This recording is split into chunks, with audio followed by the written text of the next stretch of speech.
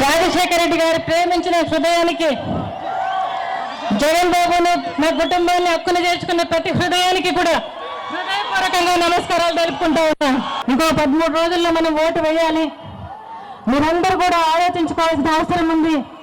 మీరందరూ కూడా గమనించుకోవాల్సిన అవసరం ఉంది.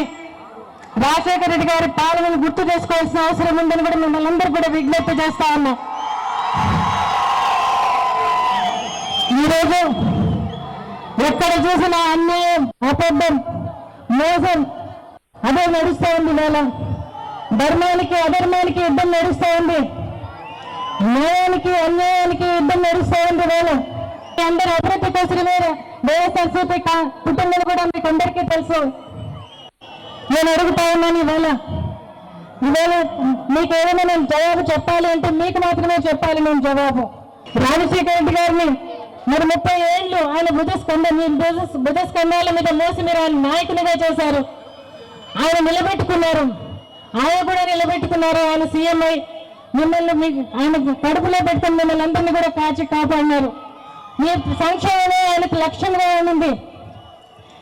ఈరోజు 9 సంవత్సరాల నుంచి జగన్ బాబు మీ మధ్యలోనే ఉన్నాడు, మీతోనే ఉన్నాడు.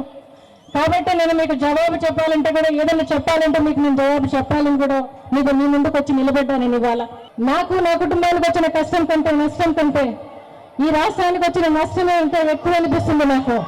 ఆయన ఎంతగానో ప్రేమించిన మీ అందరి కష్టం చూస్తే నిజంగా నాకు చాలా పెద్దగా అనిపిస్తుంది. ఇవాళ ఈరోజు మళ్ళీ మీరు అదే తప్పు చేయొద్దని కూడా మిమ్మల్ని అందరినీ కూడా ప్రాధాన్యపడతా ఉన్నాను ఇవాళ.